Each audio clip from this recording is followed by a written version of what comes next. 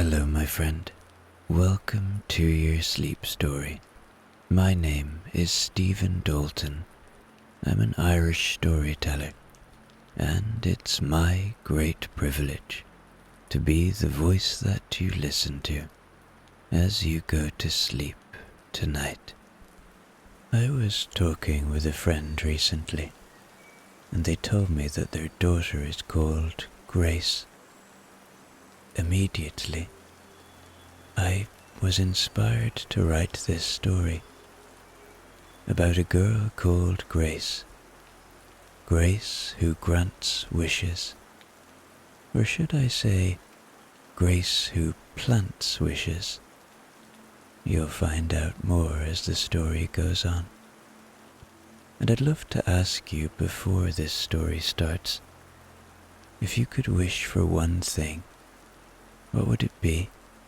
Let me know in the comments, and maybe tell me about wishes that have come true for you too. Okay, let's do the relaxation session now, which will take a few minutes before tonight's sleep story. I'm going to count down from 10 to 1, and as I do, allow yourself to let go more and more. 10. Feel the support of the bed beneath you, or the floor, or whatever you lie upon tonight. And beneath all of that,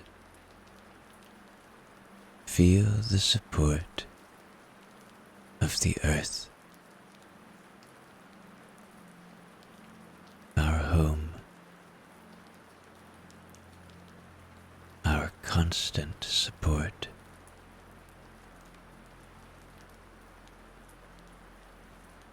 And as you become aware of that deep, grounding, calming support, see if you can let go a little more now. Just ease into this moment a little more now.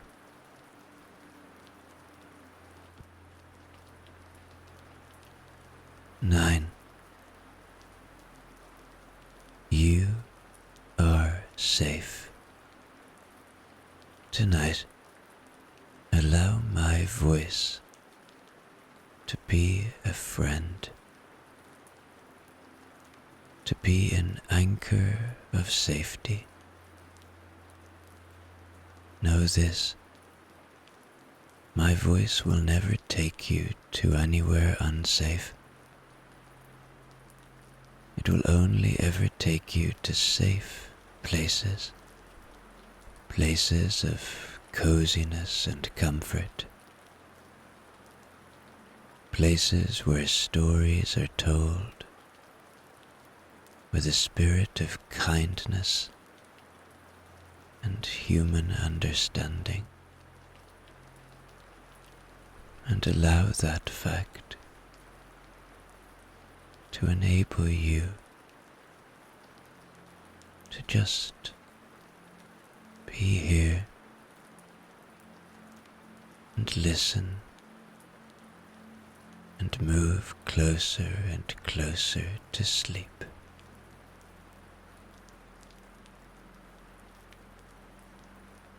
8. Become aware of your body now.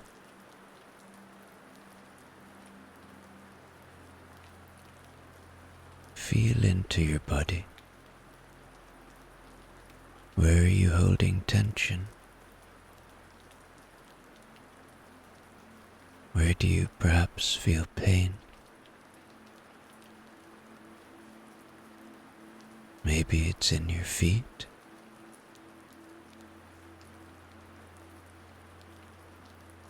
Maybe in your lower legs.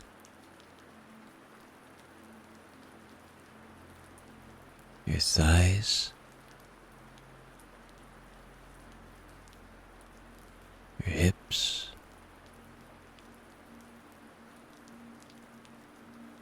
your belly,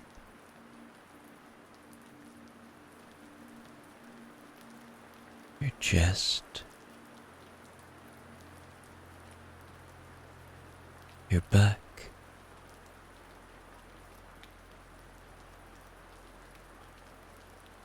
maybe your neck or shoulders,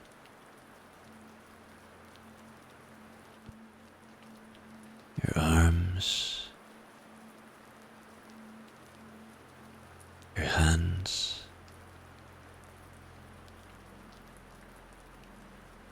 or maybe you're like me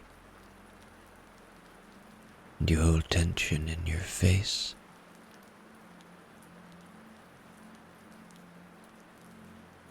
or in the top of your head, wherever you're holding tension, wherever you're feeling pain if you are.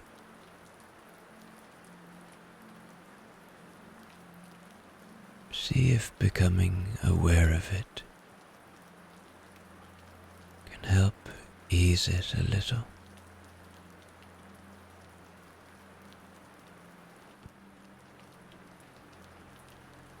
Seven. The day is done. Whatever has been, has been. Whatever will be, will be. Whatever thoughts you might be having about the future or the past, know this: neither of those places exist. All that you have is now, is this moment. So choose to be kind to yourself in this moment, and begin to let go. If a thought arrives, don't fight it. Welcome it. It is a part of being human. See it for what it is, a thought. And then don't follow it. Let it float away, like leaves floating away on a moonlit river, or clouds passing by through a starlit sky.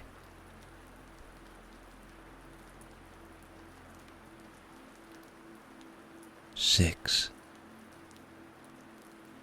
Peace lives within you. I promise you it does.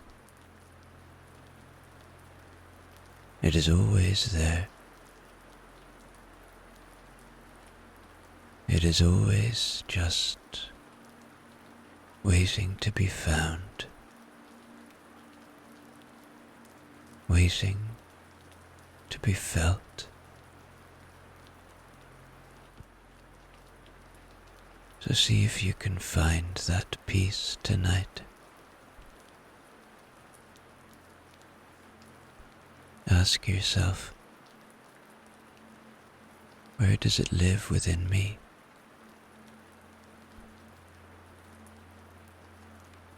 Sometimes I think I find it in my chest,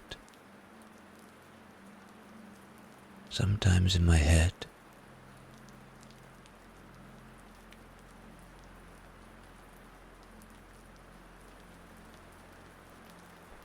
But when you find it,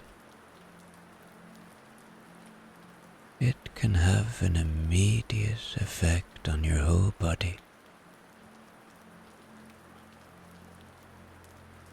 Sometimes it can be found through a simple, deep breath. Let's take one now together.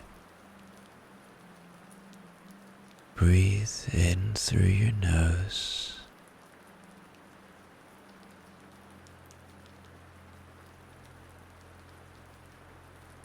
and out through your mouth. Maybe you found your peace, or maybe you're on the way to. Don't force it. It will come, if it hasn't already.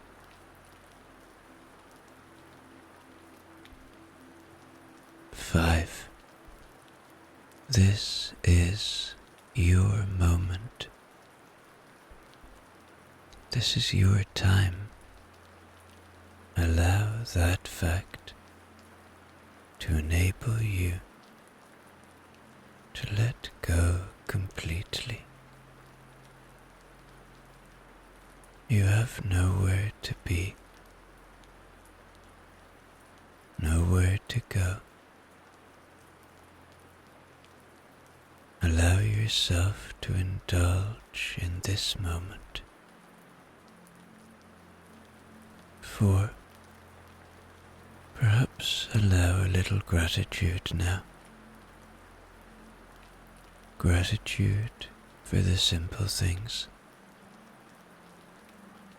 for the ones who love you and who you love, for the roof over your head tonight, for the breath in your body, for the ability to lie here tonight and listen to a sleep story. 3. Begin to engage with your imagination now. Begin to see a rainy city, and in a little street in the city is an umbrella shop, and in that umbrella shop is a little girl named Grace. Be ready to enjoy a day with Grace as she walks this city, planting wishes. 2. Checking in with your body one more time now. Your body has worked hard for you today. It's time to give it rest. And 1. Completely letting go now, as I tell you tonight's sleep story. The rain arrived before the city woke, and it arrived the way good rain does, softly, all at once, and everywhere. It fell on the slate roofs and the chimney pots. It fell on the market awnings, folded for the night, and on the cobbles of the old squares, where it gathered in the hollows that 400 years of feet had worn smooth.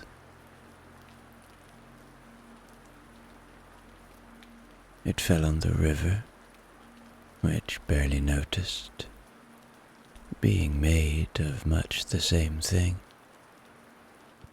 and it fell on the crooked little shop at the end of Cobble Lane,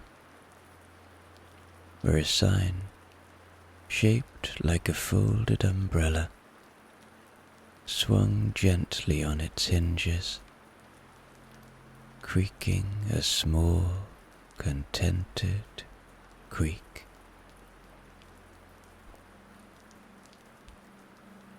Above the shop, in a bedroom tucked under the eaves, a girl named Grace opened her eyes and listened. She could tell a great deal from the sound of the rain. This was steady rain, patient rain, rain with the whole day ahead of it, and no intention of hurrying.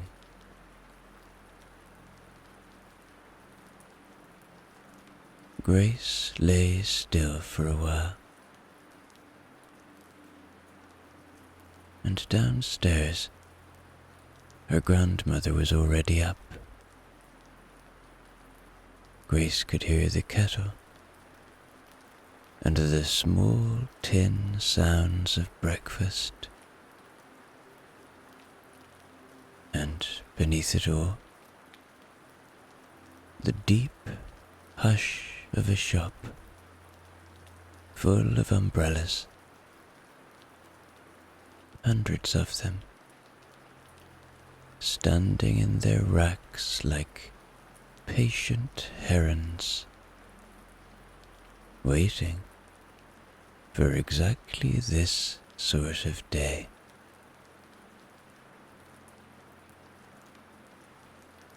You see, Grace's grandmother mended umbrellas. She had mended them for 50 years. Broken ribs, torn silk, handles worn smooth as beach stones. And people came from all over the city, carrying umbrellas their own grandmothers had carried. An umbrella is a roof you can take with you, she liked to say, and everyone deserves a roof. But that was only the shop. The family had another trade, older and quieter, which no sign ever mentioned. You see, the women of Grace's family knew how to grant wishes. Not the loud kind, by the way. Not the ones with lamps or lightning or gold. Their sort of wishing worked the way gardens work. Most people, Grace's grandmother had taught her, scatter wishes all day long without ever noticing. They sigh them at bus stops, breathe them into cups of tea, drop them in the street like loose buttons. A scattered wish blows away, but a caught wish, a wish somebody hears and holds and plants somewhere kind, a caught wish takes root. And then it comes true, the way growing things come true. Slowly, quietly, and right on time.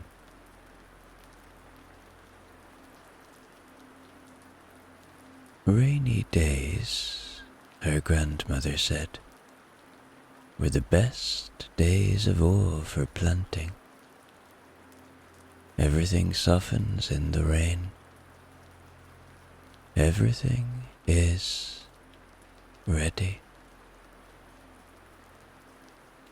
So Grace ate her toast and buttoned her red wool coat and took her yellow umbrella from the stand by the door. The small one, the one her grandmother had mended twice and made better than new. "Mind how you go," said her grandmother, the way she always did. "I will," said Grace, the way she always did. And she stepped out into the rain, under her yellow umbrella, into the grey and silver morning. One warm, bright spot moving through the waking city, with her pockets empty and the whole day ahead.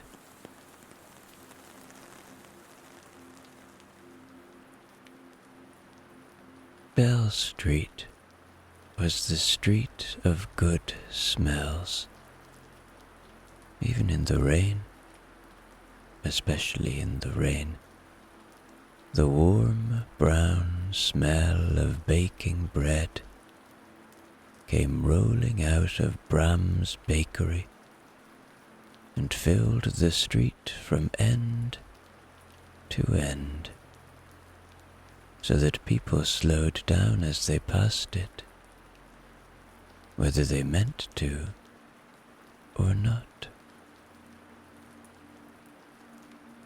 In the doorway of the empty shop next door, under a deep stone arch that kept the worst of the weather off,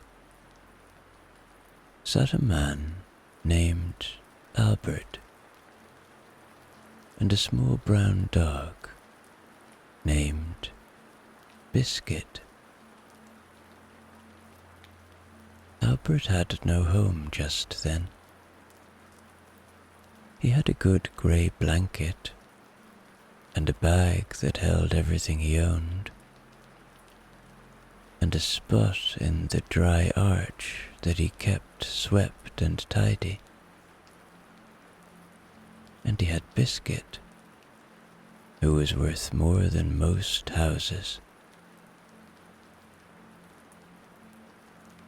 What he did not have was a door. He watched the rain come down and the people go by, and Biscuit watched Albert, which was Biscuit's main occupation and one he took seriously. Grace stopped under the arch to shake out her umbrella, the way you do, and said good morning, the way you should. "Morning," said Albert. "Fine weather for ducks." "And for wishes," said Grace, and she sat down on the dry step beside Biscuit, who inspected her thoroughly and then leaned, his whole warm weight against her leg, which is the highest compliment a dog can pay. She had a bread roll in her pocket, still warm from her grandmother's kitchen, and she broke it in 3. One piece for Albert, one for Biscuit, one for herself, and for a while the three of them sat together in the dry, eating warm bread and watching the rain make rings in the puddles. It is a very old kind of company, that kind, and it needs no talking. After a while, Albert talked anyway. People generally did around Grace. She had that sort of face. He told her about the places he had been, which were many, and the boats he had worked on long ago, and how Biscuit had found him. He found me, mind, not the other way round. 3 winters back, and had never once reconsidered. And then he was quiet for a bit, watching the light in the bakery window, and he said, mostly to the rain, "You know what I'd wish for, if wishes were things a man could have? Nothing grand, just somewhere that's mine to be. A door I can close, and mornings that smell like that." He nodded at the bakery. "That's all. Mornings that smell like bread." Grace didn't say anything, but under her coat, quietly, she cupped one hand, the way you would catch a falling leaf. The wish landed in her palm, light as anything, and warm. Court wishes are always warm, like a coin held a long time. And she folded her fingers around it and kept it safe. Then she stood and thanked Albert for the company, and gave Biscuit's ears the attention they deserved. And as she stepped out of the arch, she paused, just for a moment, by the bakery's doorstep, where there was a gap between 2 old stones that had been waiting 100 years for something to be planted in it. She pressed the wish down into the gap with her thumb, the way you would press a seed into soft earth, and whispered the words her grandmother had taught her, which were only, "Grow kind." Inside the bakery, Mr. Bram the baker straightened up from his ovens and rubbed his back, and found himself thinking, for no reason he could name, that he was getting no younger, and the shop was getting no smaller, and that the little room above the ovens, the warmest room on the whole street, had stood empty far too long. A room like that wanted somebody in it. And come to think of it, he could use a steady pair of hands about the place. Somebody who kept things tidy. Somebody who understood early mornings.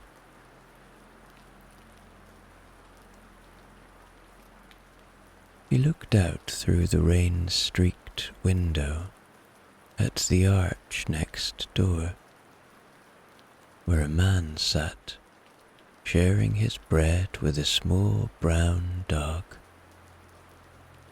And Mr. Bram, who had walked past that arch 400 times, saw it properly for the first time.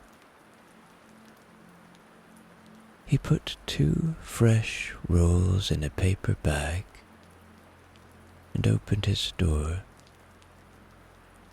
and stepped out into the rain. Grace didn't stay to watch. She was already away down Bell Street, under her yellow umbrella. Planted wishes don't need watching. They need time and a bit of rain. And Bell Street that morning had plenty of both.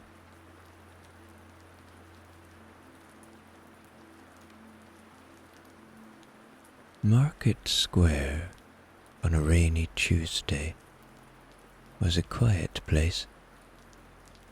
The stalls were shut, the awnings dripped, and the pigeons had gathered under the long stone arcade at the square's edge, grumbling softly, the way pigeons do, as if the rain were a personal matter between themselves and the sky.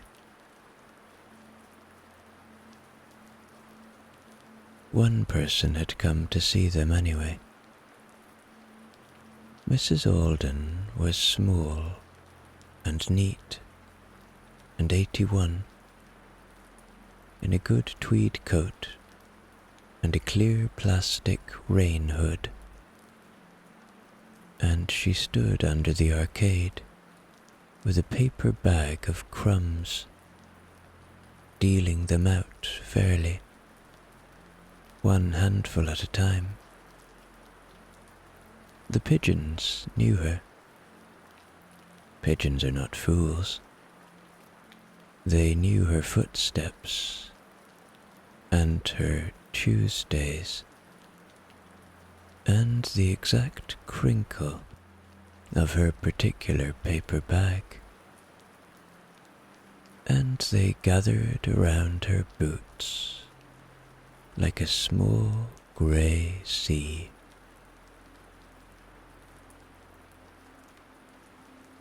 Grace came in out of the rain, folded her umbrella, and stood a polite distance away, watching.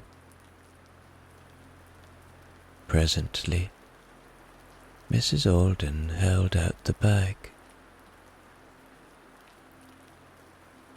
"Would you like to do a few?" she said. "They're greedy, but they're gentle." So Grace fed the pigeons too, and the 2 of them stood together under the arcade, with the rain coming down beyond the arches like a beaded curtain. And they got to talking, the way you do when your hands are busy with something kind. Mrs. Alden had lived in the city all her life. She had been a school teacher, 40 years of it, 3 generations half the city could still recite their times tables in her voice. Her son lived in Canada now, in a city with a name like a waterfall, and he wrote proper letters, real ones, with stamps, which she kept in a biscuit tin. She had her flat on the third floor overlooking the square, and her routines, and her Tuesdays with the pigeons.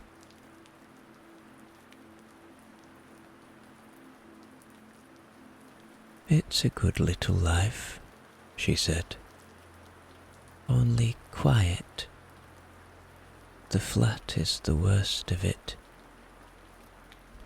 A flat gets very good at quiet when you live alone. Some evenings I put the wireless on, just to hear a kettle boil that isn't mine." She laughed at herself softly and dealt out another handful of crumbs. "Listen to me.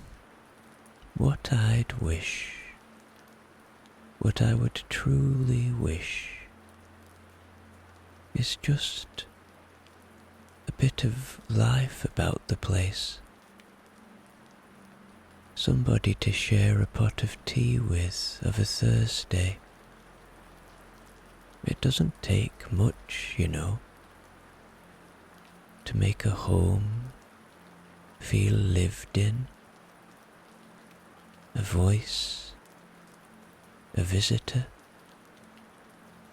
even a cat on the windowsill would do." And there it was, the wish, drifting down, light as a crumb. Grace cupped her hand and caught it, warm as toast. She planted this one in the paper bag itself, right down among the last of the crumbs, pressing it in with one finger, while Mrs. Alden pointed out a pigeon she had known for years. "That one there, with the white collar, he's a grandfather now. You would never think it. Grow kind," whispered Grace, and the wish settled in among the crumbs, as if it had always been there.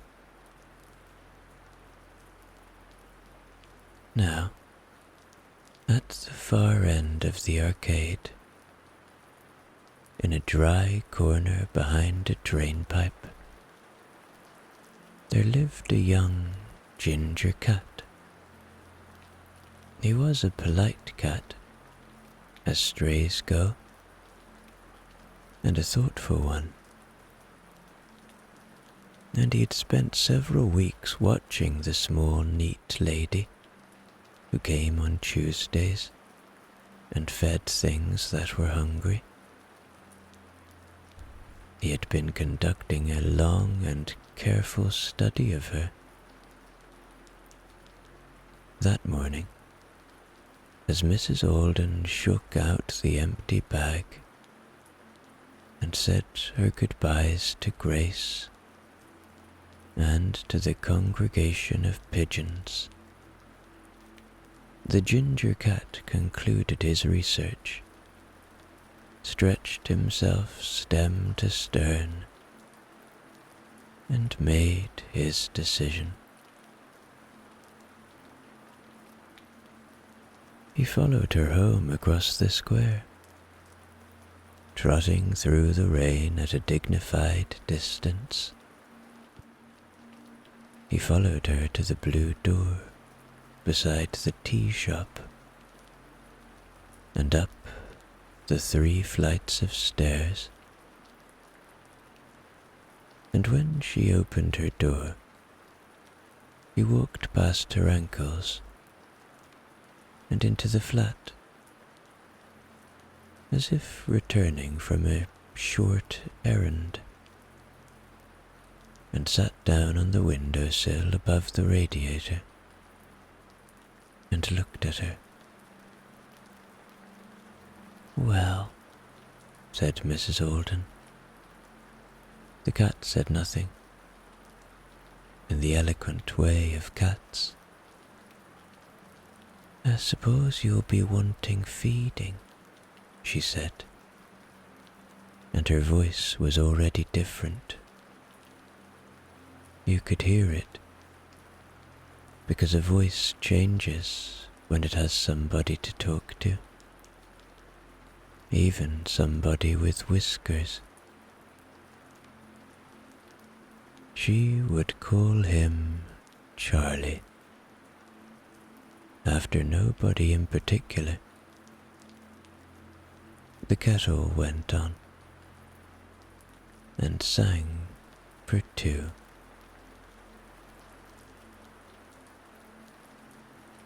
And downstairs in the tea shop, a young woman named Prue, who owned the place and worried sometimes about the older folk she saw eating their scones alone,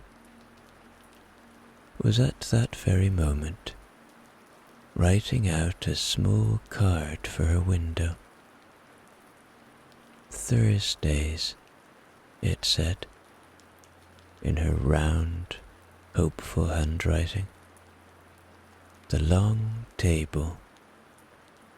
All welcome. Bring nothing but yourself."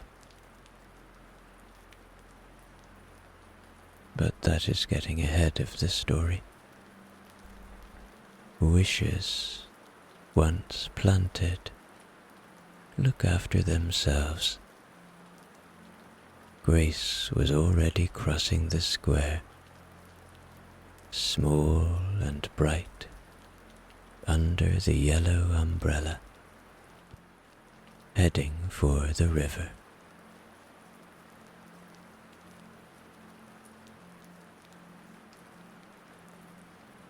The old bridge crossed the river in 5 stone arches, and on the middle arch, at 11:30 that morning, a man in a very good coat was losing an argument with his umbrella.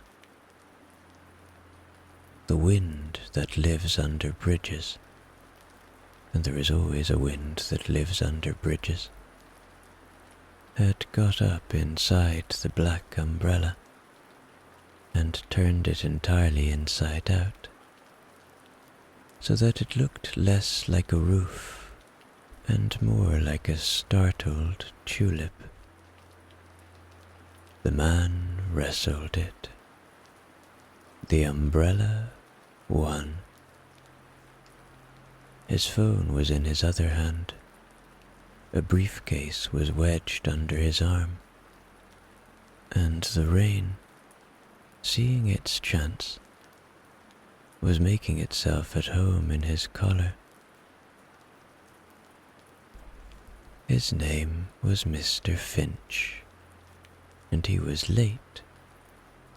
He was always late, in the particular way of people who are never actually late, but live in permanent fear of becoming so. He had a meeting across the river at noon. An important one, he would have told you, though if you had asked him what made it important, he would have needed a moment. His phone buzzed. He read the message twice.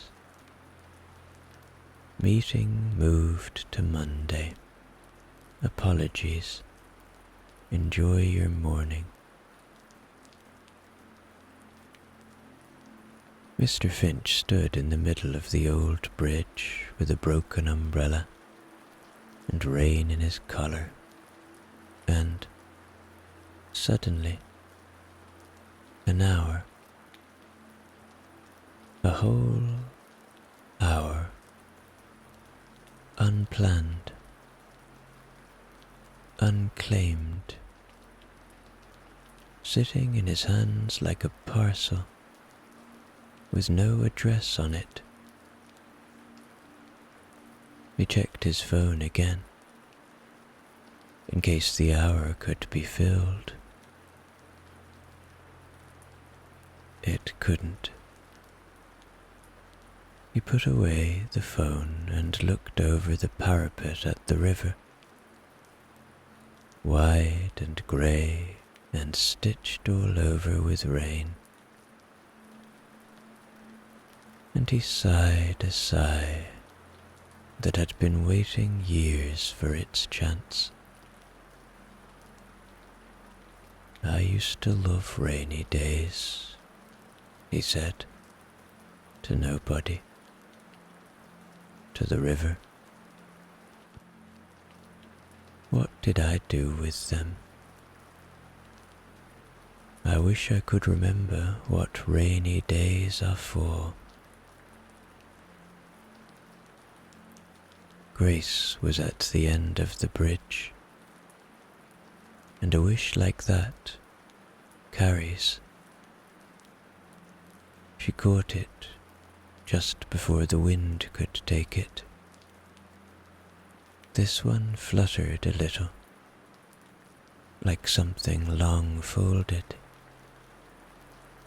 and she held it warm in her hand and walked along the parapet to where he stood. "Your umbrella's inside out," she said, by way of hello. "It has betrayed me," agreed Mr. Finch.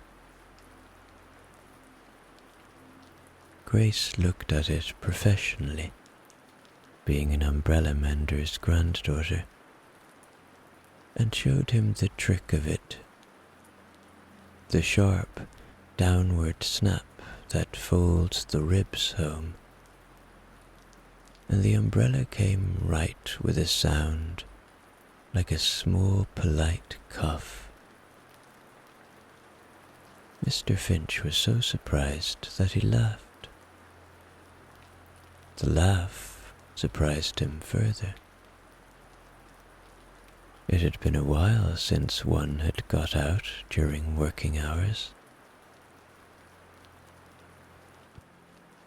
And while he was still holding the laugh, Grace planted the wish. She slipped it into the breast pocket of his very good coat,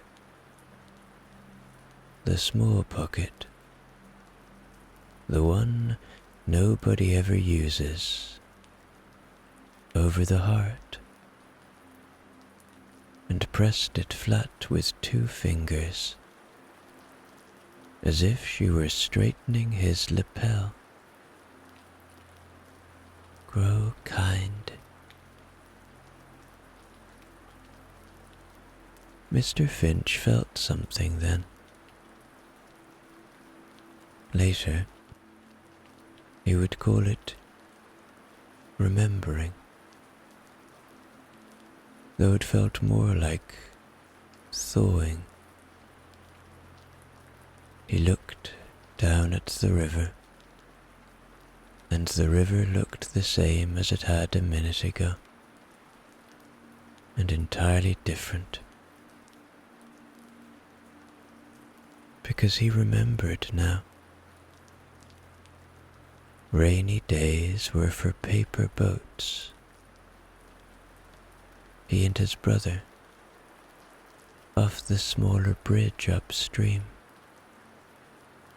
40 years back, folding boats out of anything, newspaper, homework, once a hymn sheet, and racing them through the arch, howling like wolves, soaked to the skin and rich as kings.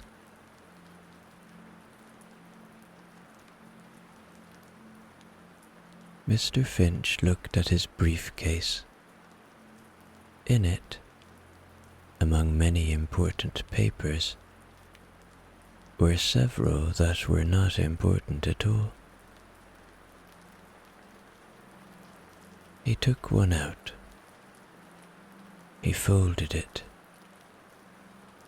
His hands remembered, fold by fold, the way hands do,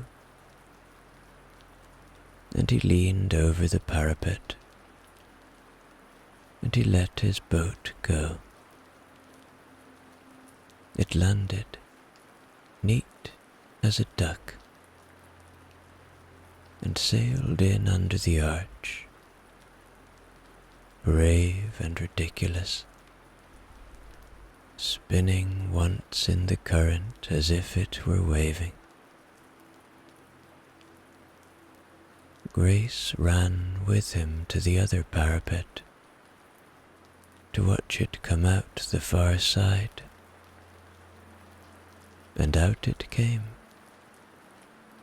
riding low but proud, off down the wide grey river towards the sea, carrying a quarterly report to a better life.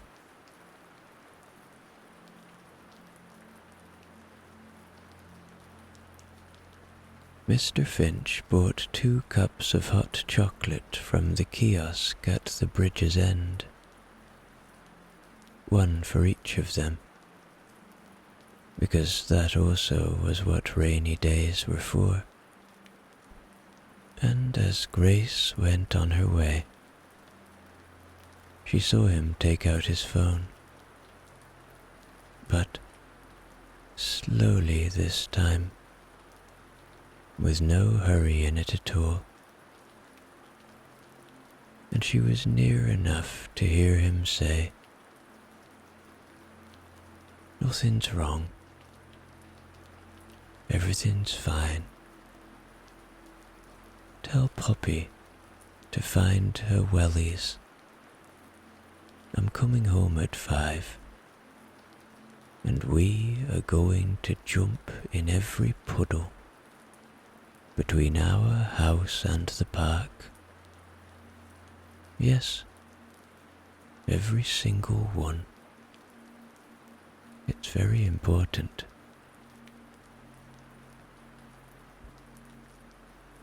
Then he stood a while longer in the rain, in his very good coat, watching the river as if it were the best meeting of his year, which it was.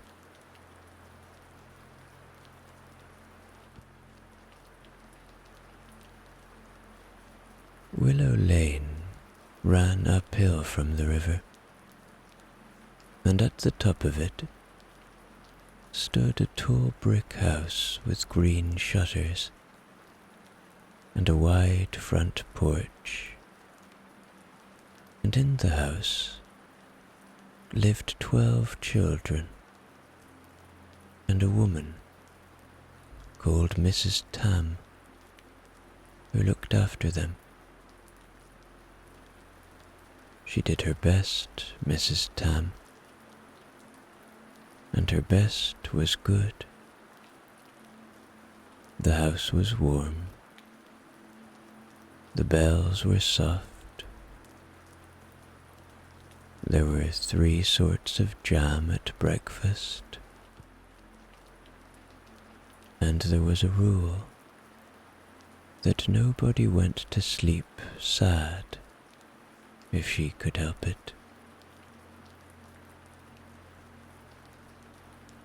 But 12 is a great many children, and even the kindest good night, shared 12 ways, comes out thin. On the porch steps, in the dry, chin in his hands, sat a boy named Ben, who was 8, watching the rainwater run down the gutter at the edge of the lane. It ran fast and busy, a small brown river, with rapids at every drain, and Ben had been watching it long enough to have opinions about it. Grace came up the hill, saw the boy, saw the gutter, and understood the situation at once. "That's a good river," she said. "It's the best one on the street," said Ben. "The one on Elm Terrace floods at the bottom. This one goes all the way to the corner, if you build it right."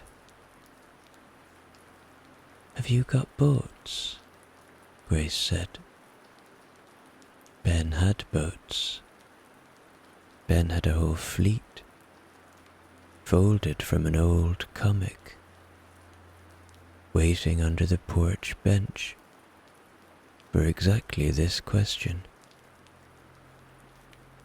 And so for a while the two of them raced paper boats down the gutter of Willow Lane in the rain, launching them at the lamppost, cheering them through the rapids by the third drain, running the length of the lane with the yellow umbrella bobbing over both their heads.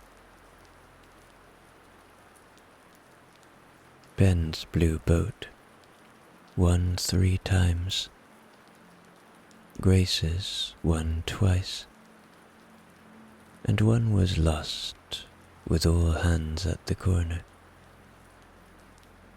which Ben said happened sometimes and was part of it. Then they sat on the steps to get their breath back, and watched the survivors sail on without them, and Ben went quiet, the way children do just before they say the true thing. "When I grow up," he said, "I'm going to have a house, not a big one, and whoever lives in it with me, every night I'll go along all the rooms and say good night to them, with names in it. Good night, Ben. Good night, Jean," like that. So it's nobody else's. He shrugged, eyes on the boats. "A good night with my name in it. That's my wish, if you want to know." He said it lightly. The lightest wishes are the heaviest ones. Grace knew that. This wish, when she caught it, was so warm it nearly hummed, like a bird held in 2 hands. She planted it under the porch step, second from the bottom, in the dark, soft earth there, and pressed it down carefully. and held her hand over it a little longer than usual, before she whispered the words, "Grow kind, grow soon." Now, it happened that bread was delivered to the tall house on Fridays, and it happened that the bread came from Bram's bakery on Bell Street, and it happened that Mr. Bram's wife, Martha, drove the little van. Martha Bram knew every child in the tall house by name, and had for years, and she always cut the crusty end off a loaf for Ben, because she noticed things, that the end piece was his favorite, and that he never once took it without offering it round first. And it happened, for this is the way of planted wishes, they find the paths that were already there, that in the dresser drawer of the flat above the bakery there were some papers Martha and Mr. Bram had sent away for in the spring. Papers about fostering. Papers they took out some evenings and read again and put away again, saying when the shop is quieter, saying when we have more time, saying all the things people say when a door is standing open, and they are still gathering the courage to walk through it.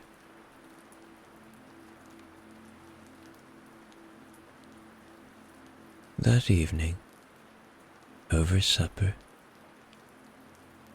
Mr. Bram told Martha about his new lodger, about Albert, who had swept the whole yard before he had even seen the room, and about the small brown dog, now stationed by the ovens like a sergeant. And Martha listened, and looked at her kind, tired, happy husband, and something in her settled, the way bread settles when it comes out of the oven. "Bram," she said, "let's stop saying when." She went to the dresser and took out the papers and put them on the table between the teapot and the butter dish, which is where all the truly important documents of this world are signed. Up on Willow Lane, Ben was asleep by then, and knew nothing at all about it. But under the second porch step, in the dark, soft earth, something had put down its first root.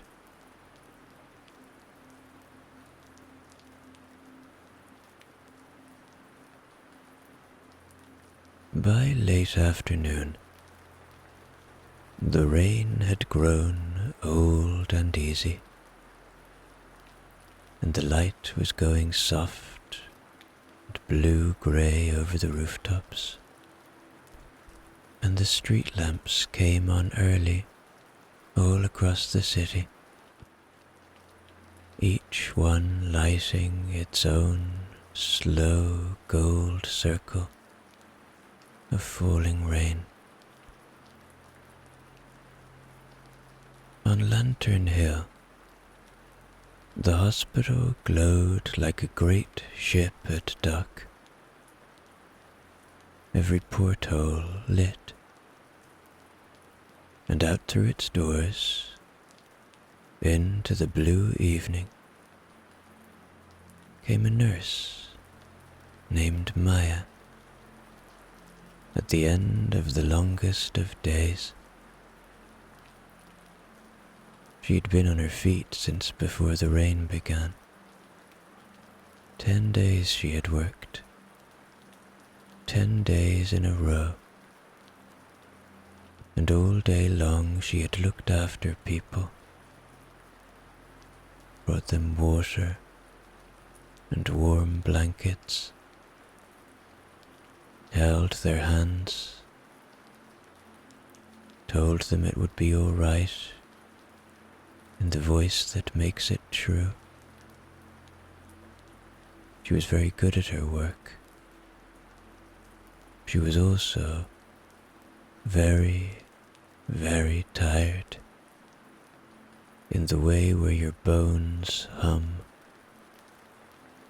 And she stood at the top of the hospital steps and could not, for a moment, remember how walking went.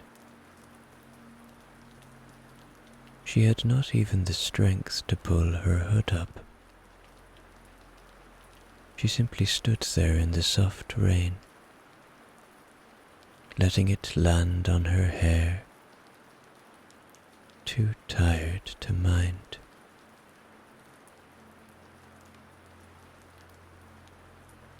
Grace was passing the foot of the steps and stopped and looked up at her. The city was full of wishers, and Grace had learned to spot them. But she had also learned this from her grandmother. The ones who spend all day granting other people's wishes, the nurses and the teachers, the mothers and the menders, those ones almost never make wishes of their own. They forget they are allowed. Sometimes the wish has to be asked for out loud.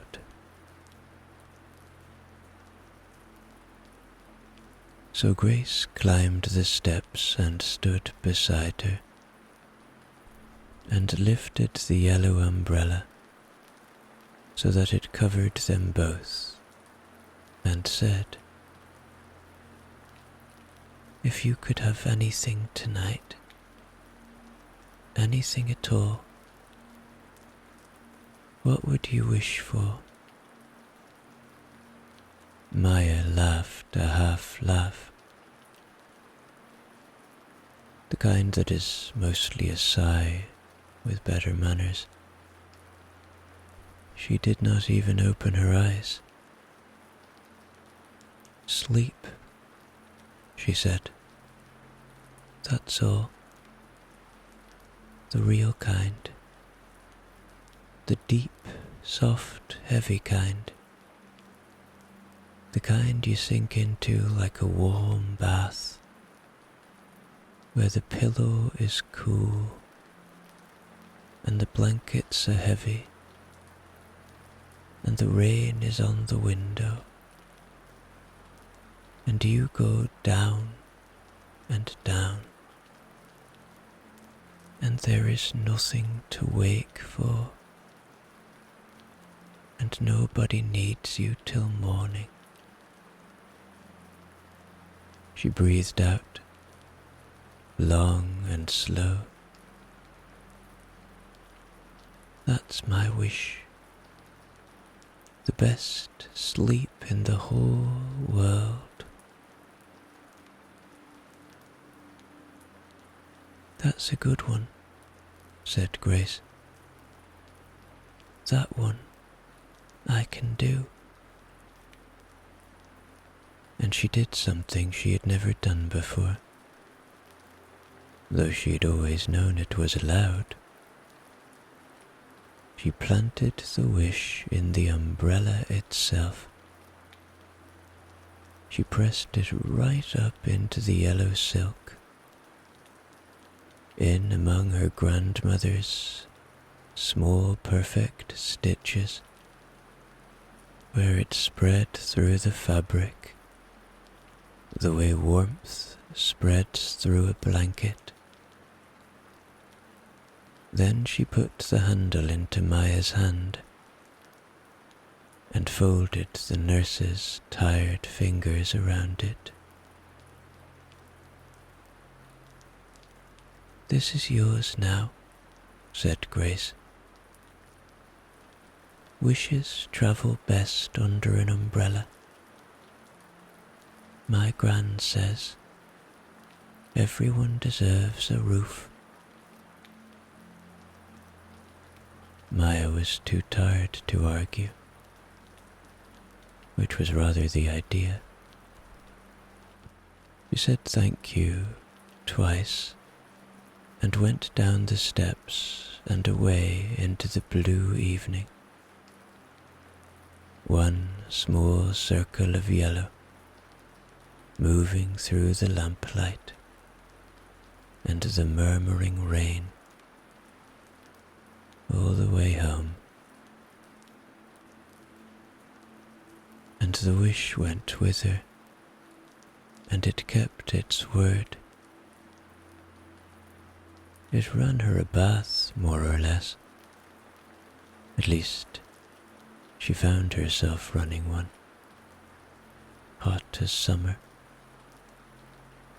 and staying in it until her shoulders let go of the day, one slow breath at a time. It put her in the warmest socks she owned, and the softest, oldest shirt, and it steered her gently past the laundry and the unwashed dishes, all of which agreed, silently, to wait until tomorrow. It turned her pillow to the cool side. It pulled the heavy winter blanket up over her, though it was not quite winter, on the grounds that some nights deserve it. And then the wish drew the curtains, all but a hand's width, so the lamplight and the rain could come in together and lie in a soft stripe across the floor. Maya lay in the dark and heard the rain on the glass, the old, kind, patient sound, the same sound Grace had woken to that morning. And she went down into sleep, the way a leaf goes down through still water, slowly, easily, turning a little, resting on every layer of the dark as she went, and then settling, at last, on the soft floor of the night, where nothing moves at all, down and down, nothing to wake for. Nobody needed her till morning. The best sleep in the whole world as wished.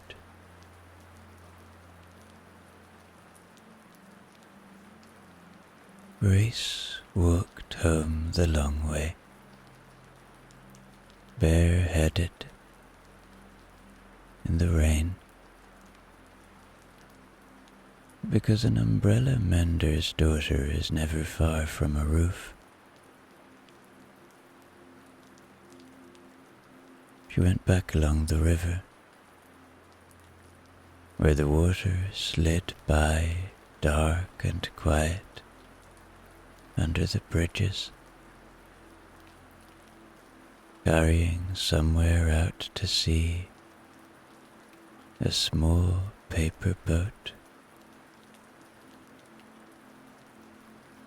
She went over the old bridge, where the kiosk man was shuttering up for the night, whistling. She went up Willow Lane,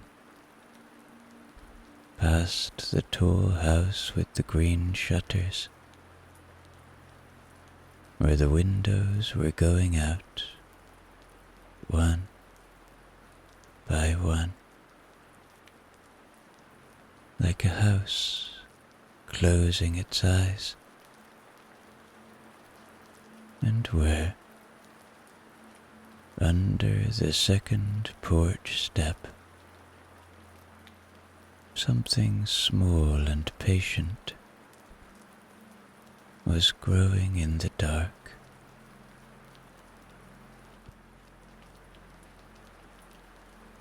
She crossed Market Square, empty and shining, every cobble holding its own little lamp of reflected gold. 3 floors up, one window still glowed warm behind the rain, and on the sill of it, neat as an ornament, sat the shape of a ginger cat, and behind the cat moved the shape of a small, neat lady with a teapot, talking to somebody. Below, in the dark window of the tea shop, a handwritten card waited quietly for Thursday, and she came down Bell Street last of all, into the smell of tomorrow's bread, already beginning. And there, above the bakery, in the little room over the ovens, the warmest room on the whole street, a light was on, a new light, a first night light.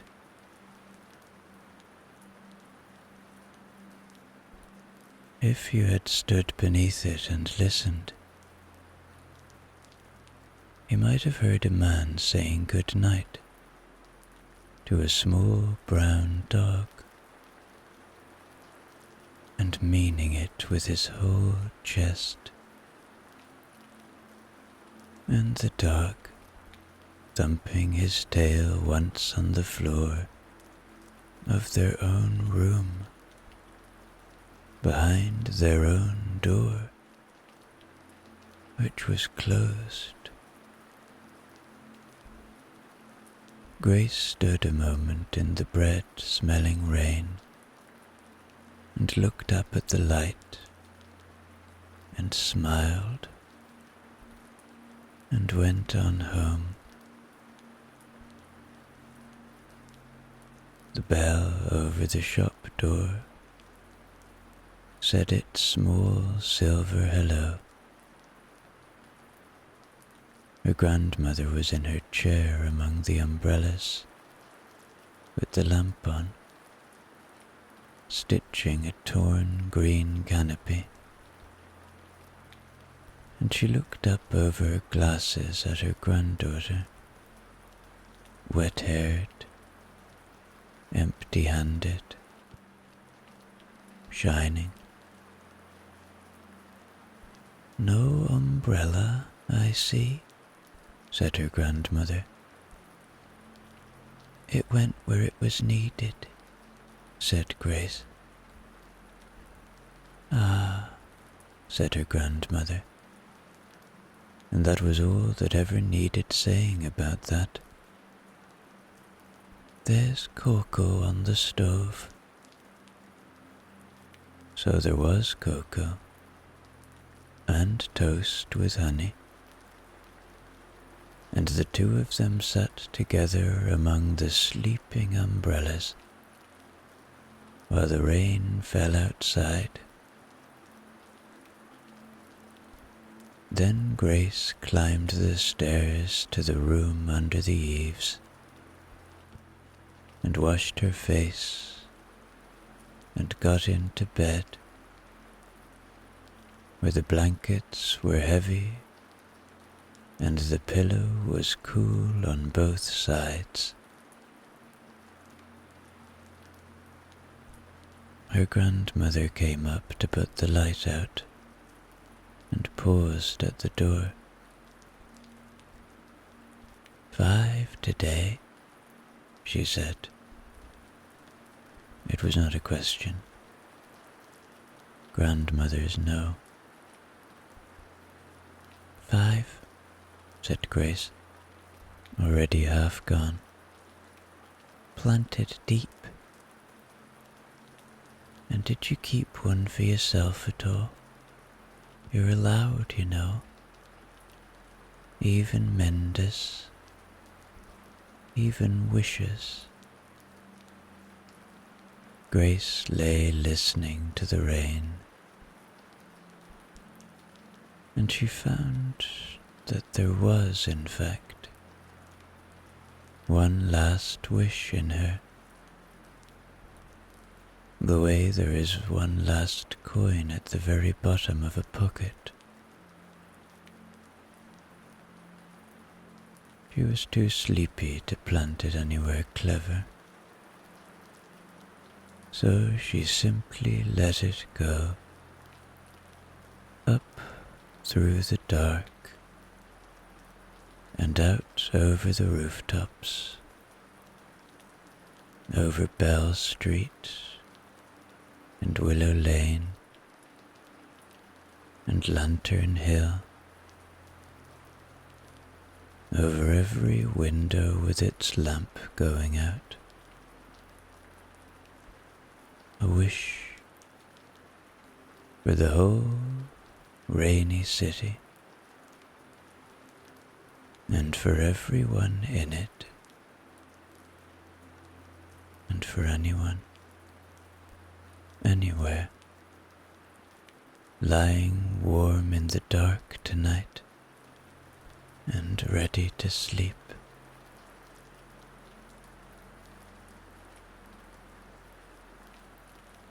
"The same for you," it said, more or less. "The deep kind, the soft kind, down and down,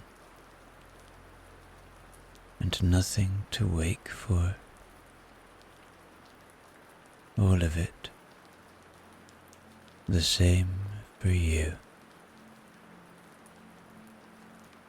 "I'm using it now," Grace murmured,